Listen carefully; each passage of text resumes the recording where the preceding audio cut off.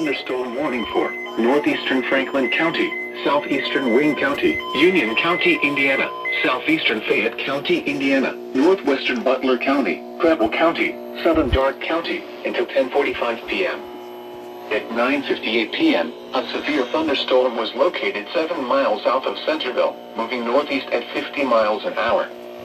Hazard, 60 miles an hour wind gusts. Source, radar indicated. Impact, expect damage to trees and power lines. Locations impacted include Goodwin's Corner, west of Flores, Abington, Brownsville, Morning Sun, New Madison, West Alexandria, Wheatville, Interstate 70 at U.S. Route 127, Muttonville, New Hope, Boston, Camden, Fairhaven, Blooming Grove, Billingsville, Arcanum, Clifton, Whitewater, and Lewisburg.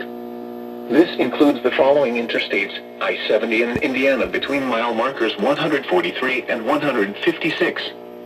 I-70 in Ohio between mile markers 0 and 17.